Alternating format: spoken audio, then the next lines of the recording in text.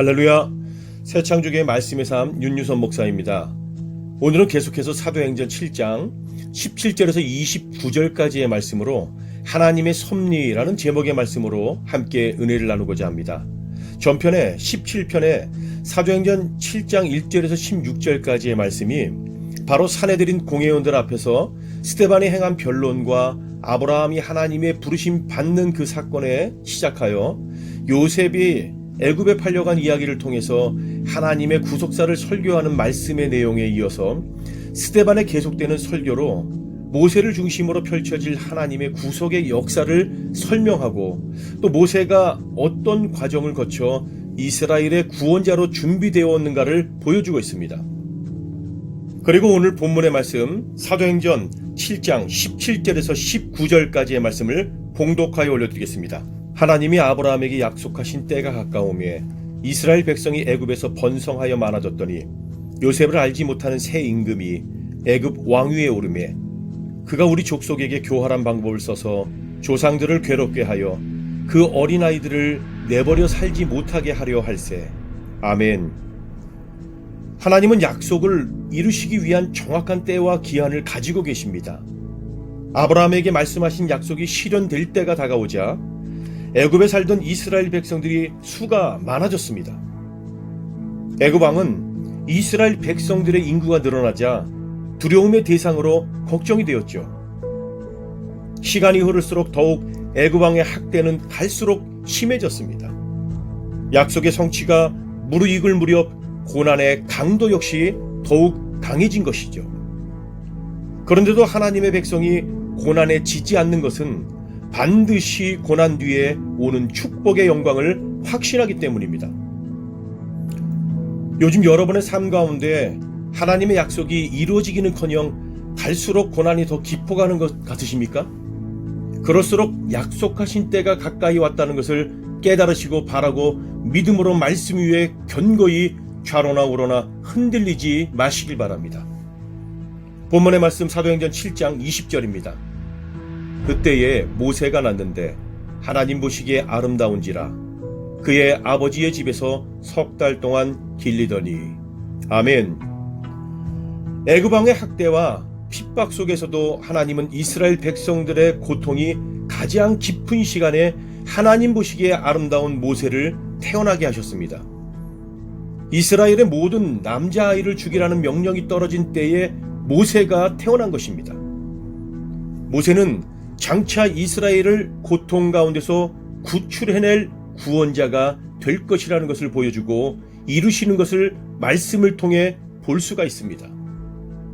우리의 인생의 위기의 순간에도 아름다운 사람 모세를 준비하신 것 같이 우리 모두에게 창조주 하나님의 아름다운 섭리를 준비하시고 이루시는 하나님을 기억하시길 바랍니다. 본문의 21절, 22절입니다. 버려진 후에 바로의 딸이 그를 데려다가 자기 아들로 기르매 모세가 애굽 사람의 모든 지혜를 배워 그의 말과 하는 일들이 능하더라. 아멘.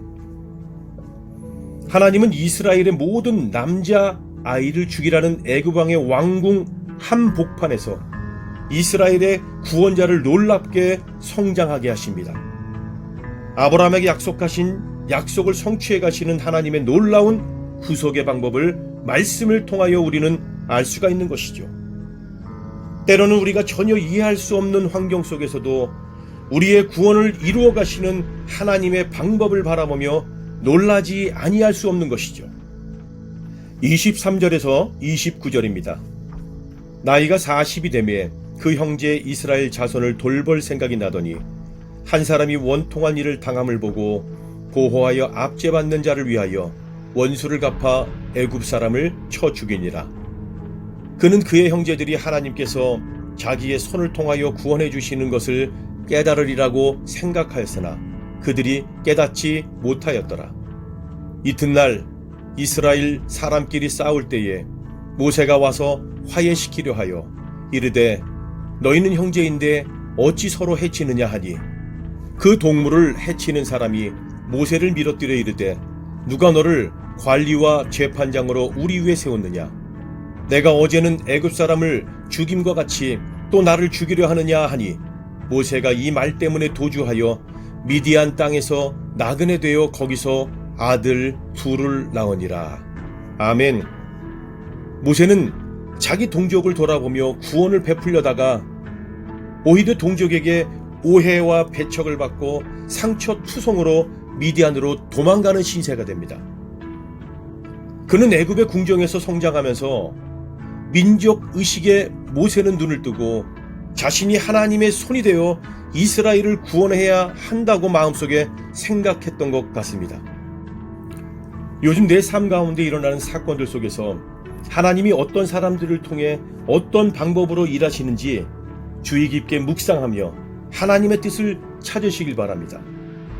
하나님은 나의 방법이 아닌 하나님의 방법을 통하여 일하십니다. 내가 아무 일도 할 수 없을 때에 하나님은 일하시는 것이죠. 하나님은 우리에게 오늘 말씀을 통하여 깨닫게 하시는 것은 온 몸과 마음의 생각까지도 힘을 빼고 지금도 계획하고 일하시는 하나님의 창조의 섭리의 바다에 누워서 주님을 의지하고 다시 한번 믿고 바라보며 나가시기를 원하시는 것이죠. 그러한 삶을 사시는 저와 여러분이 되시기를 예수님 이름으로 축원합니다. 기도하겠습니다. 어려움이 깊어가는 때에 더욱 아름다운 일을 준비하시는 하나님의 섭리를 믿고 나아가게 하여 주시옵소서. 예수님 이름으로 기도하옵나이다. 아멘. 감사합니다.